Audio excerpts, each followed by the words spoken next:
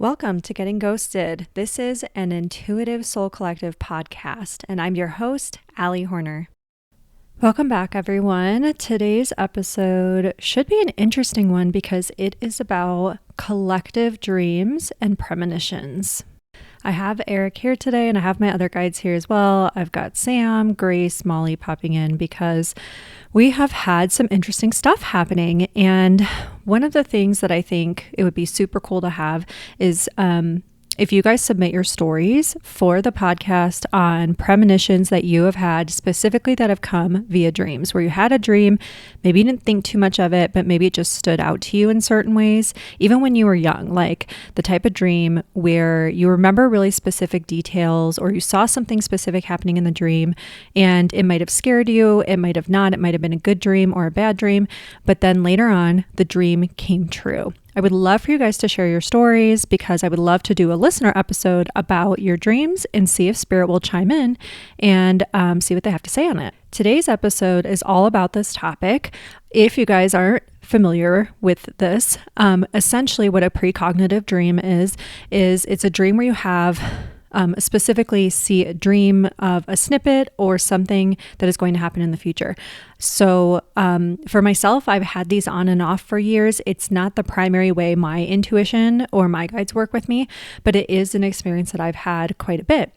And so one of the interesting things I think about this is that not only do people have dreams about their own lives, right? And things that are going to happen. Like there are a lot of stories out there, especially if you look around online, in books, on YouTube channels, on different podcasts, etc.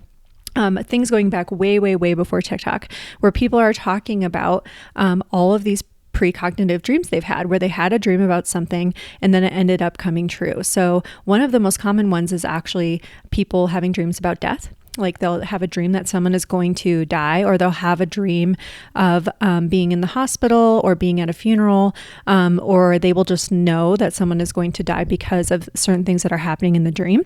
And so this is not very uncommon. This is actually one of the types of dreams that I hear about and come across the most. And so that's an example of an individual dream, right? Because that's something that's affecting usually just one person or one person's family. Now, what can also happen that I want to talk about is when we have a mass amount of people dreaming about the same things for sometimes years, and sometimes it might only be during a certain period of time. And the time period that we saw a big collective example of this was right before the last election. A whole bunch of people were having dreams and waking up and hearing about the election results right before the election. This is something that I remember making videos about because I was like, this is one of the biggest examples of collective intuition, where we see a whole mass amount of people receiving the same insights and premonitions and intuitions with no explanation for it. And a lot of these people did not even consider themselves intuitive or psychic or the type of person to have premonitions. Some of them were like, I don't know, I just had this dream and I woke and I knew. The other piece of it is that we had a whole bunch of people during that time period who woke up at the same time, and they woke up at 4 a.m. I, myself, and a whole bunch of other intuitives actually made videos about it, all in the same morning. It was wild. And I was like, this again is another big example of this. So one of the things that the guides are coming in to chime in on again is collective intuition, because this is one of the ways that collective intuition works is through not just premonitions or knowings or waking us all up at 4 a.m, like the 4 a.m. club, but giving us dreams about the same phenomenon over and over and over. So I've got my guides over here and they're like, we want to talk about this phenomenon because it's kind of not just okay, so we received this and we know that we're psychic, we know we're intuitive, we know we're all connected, and we know that there's something or someone trying to tell us all something. But what are we supposed to do with the information that we're receiving? Because one of the things that happens with a lot of these dreams, for example, before 9/11, a lot of people reported having these dreams about planes hitting the towers wars or some sort of plane crash or some sort of mass event. Some people had dreams where they just were walking around in New York City and saw people running and saw these big, like a building collapse and clouds like filling the street. What are we supposed to do with these types of dreams, especially when we only see fragments of them, or when we don't know when exactly this thing may happen, or when we're not really the type of person that normally gets that type of information? What are we supposed to do with that? And how are we supposed to work with that, right? And again, what happens too during these dreams is sometimes people see the full picture of exactly what's going to happen and how, but they don't see when, or they don't see where. Some people may see only fragments of the dream, so they only see one part and may not see like the main event, but they may get like a sixth sense of this is going to be in this city, or this is going to be in the month of September, for example. The Aberfan disaster is another example, and this is an event that happened in 1966, October of 1966, and essentially it was a coal mining disaster in which there was a massive collapse and an avalanche ensued, and it cascaded into the town at the bottom of this essentially this mountainside, and crashed straight into this very small town and into the school, killing over 100 people, many of which were children. Before Aberfan happened, though, a lot of people reported having dreams about this. In fact, several of them were actually from the town or connected to people in the town of Aberfan, and they were dreaming about either their passing or something that was going to happen at their school, like in the example of Errol May Jones. She told her mother that she dreamt she went to school and there was no school there. Something black had come down all over it. And then Mary Hennessy had dreamt of children in rooms with bars and many people crying, waking up terrified, and ended up calling her son to ask about her granddaughters. Another example is there was a woman in Plymouth who dreamt of a Welsh school, a miner, and an avalanche of coal. So these are just examples of what was covered in the book, The Premonitions Bureau, which is actually all about the British Premonitions Bureau, which was started after Aberfan to study premonitions and precognitive dreams, in the goal of which was to try and use precognitive dreams to help prevent tragedies from happening. So it was kind of like just another example of a whole bunch of people, though, having these types of dreams, many connected to this area or to the families. That was one of the things that they tend to find with these different events, is that often people are connected in some way, either connected to people who live there, or they actually live there themselves, or they're connected to people to whom the events will happen, or the events may impact them in some way. Now, that's not the case all the time, and that's what the guides kind of want to come in and talk about a little bit more, is why do we have these collective dreams? How do they work?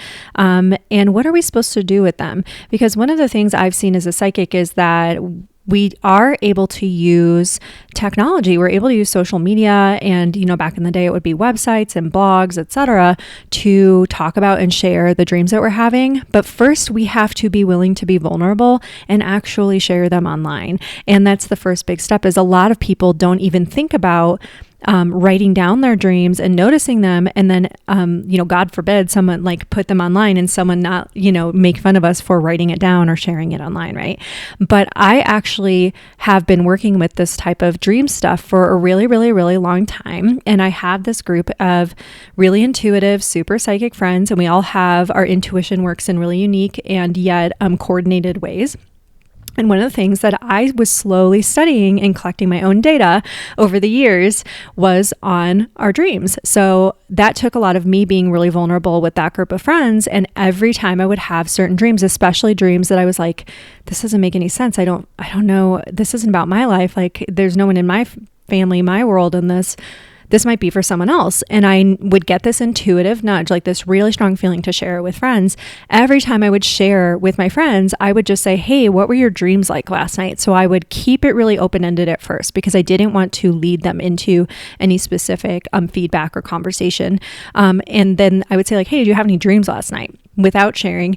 And sure enough, that group of friends would say, oh my gosh, I had a dream about X, Y, and Z and yada, yada happened. And I would go, that's so funny because I had a dream about that, but from a different perspective or from a slightly different part of it.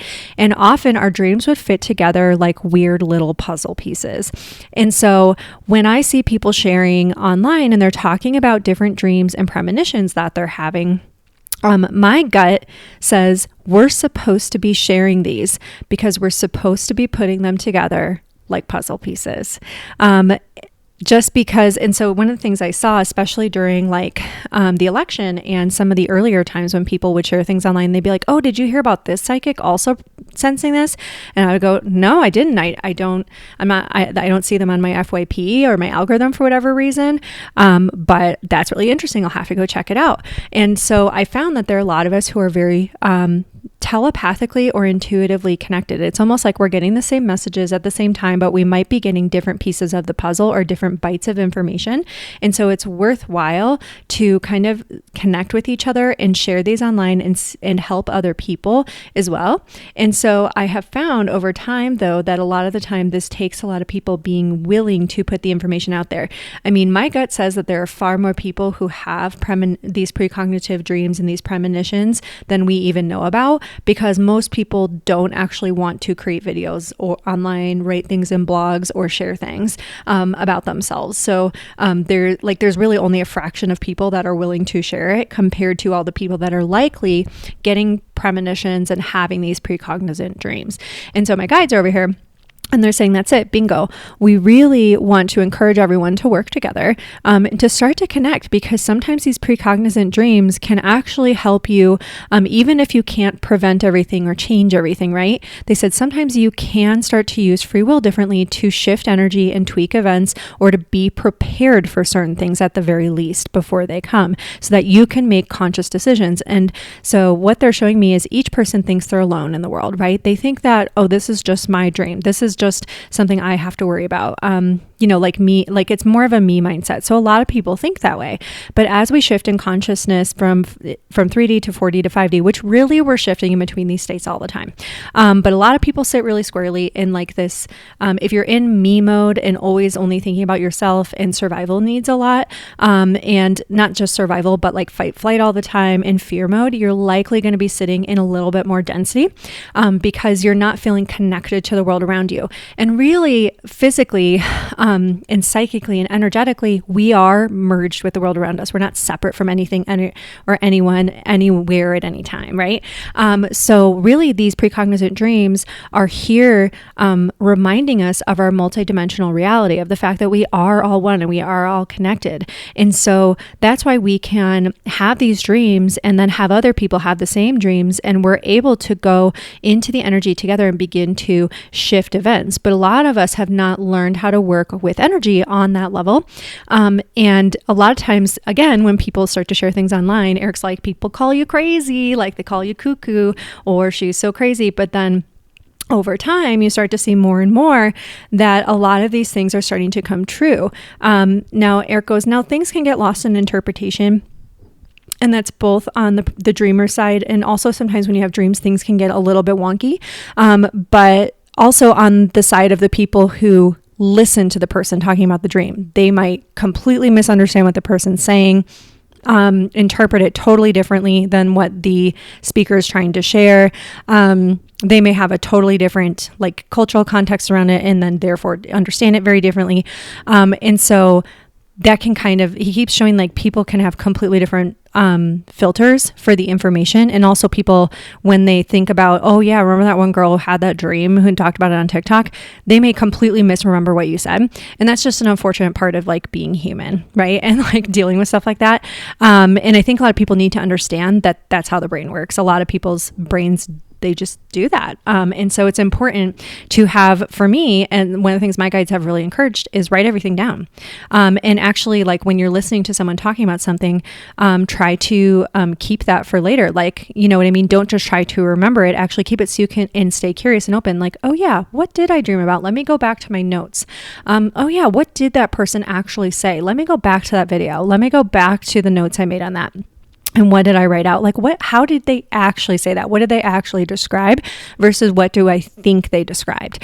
And so Eric's like, that's really important because there can be a lot of micro clues, especially he's saying like, take notes really fresh when you have these dreams, guys, because there can be a lot of clues that your mind will filter out or distort over time as you go back and you just try to recall it or remember it. So it's important to have things written down. Like I have notebooks upon notebooks from like the years, with all of my premonitions and dreams and visions and things my guides have told me and readings that I've done and all sorts of things, like notebooks and notebooks and notebooks, like, and I've even like gotten rid of a good amount and I still have so many of them with so many details about different things. And it's important to keep things like that because then you can go back and go, oh yeah, I did actually get this, and that piece of information.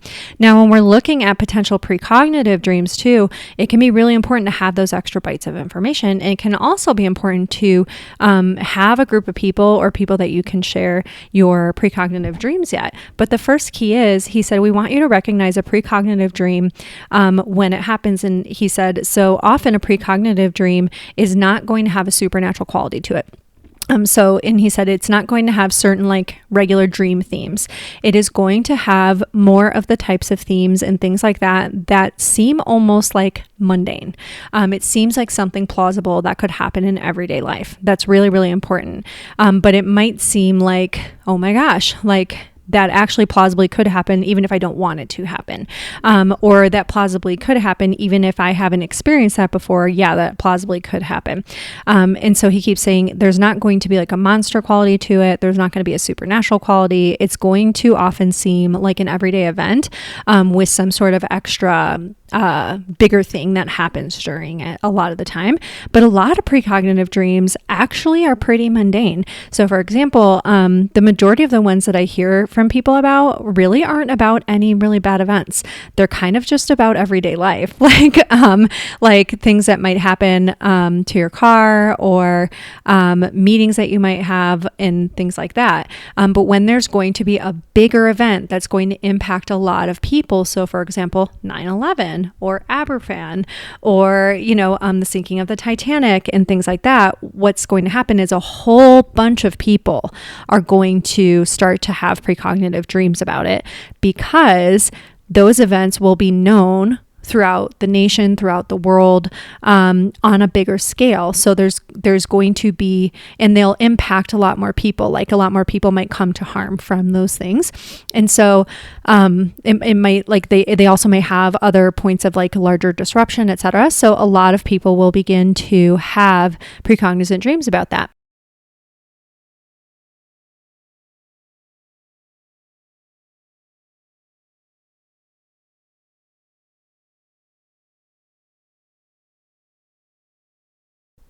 Now, something else that can happen is we can have a whole bunch of people having positive dreams as well that are precognizant. Like we can have a whole bunch of people having dreams about really good things that are going to happen as well. And I have many examples of this as well, but I don't really want to put them out there on the podcast. Perhaps I'll share some more in my Patreon group and things like that. But it's really interesting because sometimes we think like all these precognizant dreams are always going to be about bad things. And it's like, no, not necessarily. They can be about really good, larger scale events as well. Like, so again, events that will impact many, many people.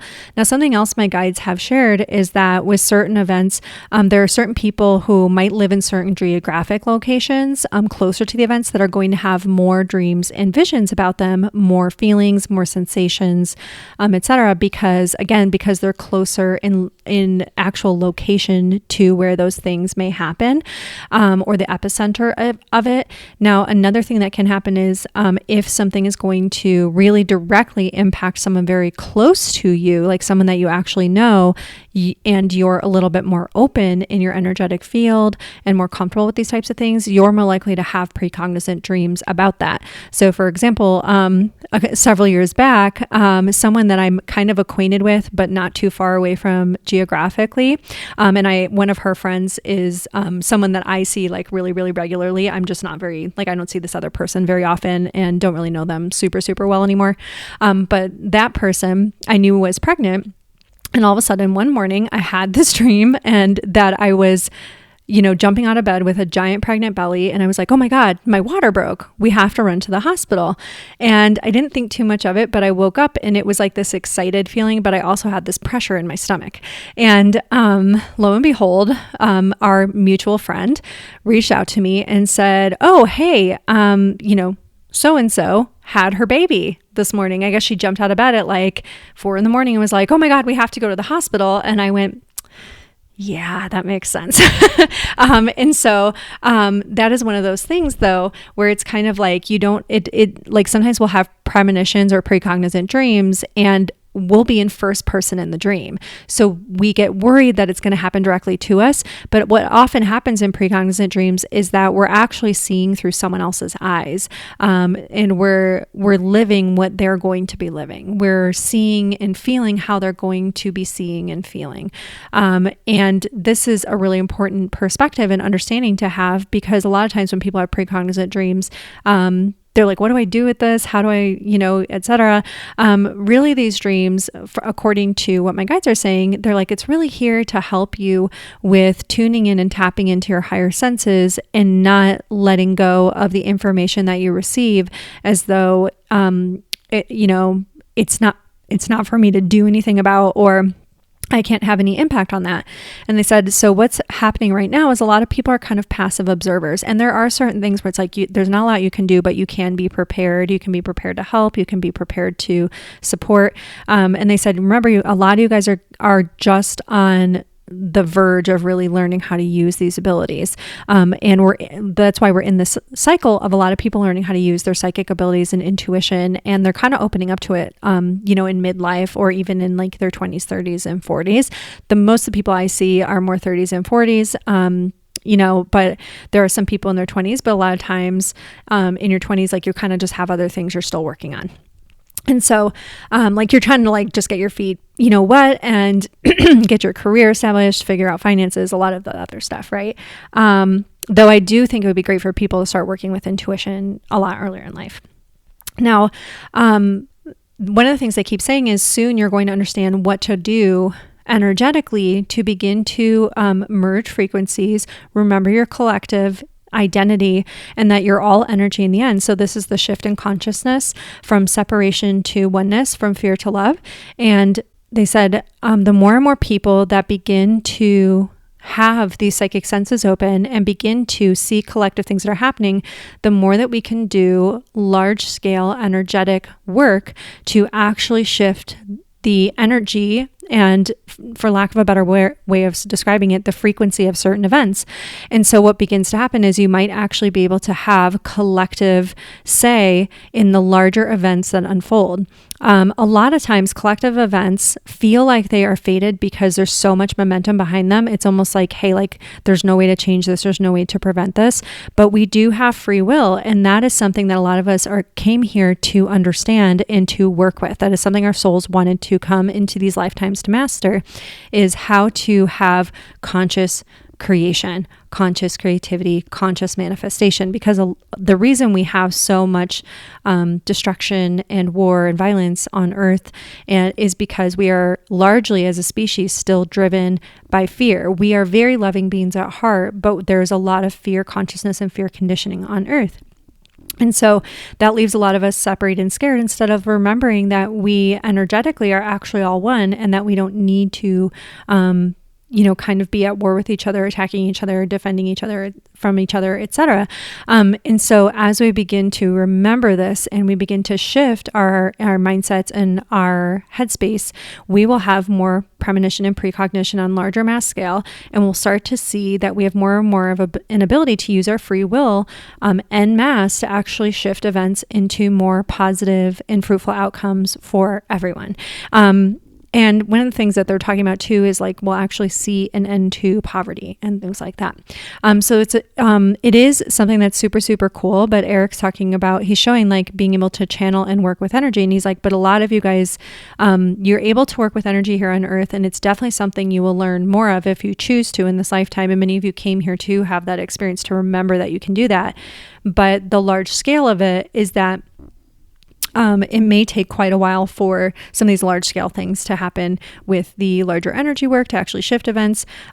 He said, though it's more possible because, quite frankly, because so many of you are becoming so telepathic and because so many of you are becoming so intuitive, even when you try to keep it out, it's like you just know things. And so he keeps saying, it is possible in this lifetime that you guys could start to see more and more of you banding together to shift events and to shift the energy of certain areas and locations and cities. To lower crime and stuff like that. And that actually, there's been studies done on that, and it can happen for sure. But he keeps saying we'll do more on that in more episodes because that's definitely kind of like a larger topic. But essentially with the dream space, because our consciousness, and our conscious mind sort of shuts off, it's easier for us to pick up this type of stuff. And it's easier for us to sort of, download or receive the visions and insights about events that'll happen that have a lot more energy around them and a lot more momentum around them because they will impact so many people. So there's a much larger energy, almost like reverberating back from the future. And so it's like we can then pick up those things in our dreamscape. A lot of people who work with this energy, during the day, they're not going to have as many dreams. They're just going to pick stuff up during the day. I know for myself, I have dedicated tune-in time each day, and that's when I tend to receive insights and downloads. And then I like to just kind of go about my day. But there are certain things that I just pick up on without really trying because, again, the energy around them is so big. And I know for myself, I always just ask, like, what am I supposed to do about this? And I always just say, hey, guides, just give me the really strong nudge, pull, calling so that I just know, in my gut what to do. You don't have to like tell me in detail or whatever, or convince me. Just give me the urge, to do exactly what I need to be doing and when I need to be doing it. Give me that right timing. And that's how things tend to fall into place. If you guys are interested in sharing, I would love to hear more about your precognizant dreams, either things from your own personal life, where you dreamt about something that would happen to you, a friend or family member, and then it did. And I would love to hear about if you have been having dreams about bigger things, or had dreams about bigger events in the past that ended up coming true. I would love to hear more about that. So feel free to submit it via the link in my bio or the link in the show notes. I would love to hear your stories and use them for a future episode of the podcast. Thank you all so much for coming and listening to this. And remember, the more we share and the more that we talk about, our dreams and our gifts, our intuitions, the less weird it is for other people. And the more we begin to sort of open those doors for other people who are just starting to dip their toes in. And that's how we begin to shift consciousness little by little in our own little corner of the world. All right. Thank you, everyone. Go and have a fantastic night.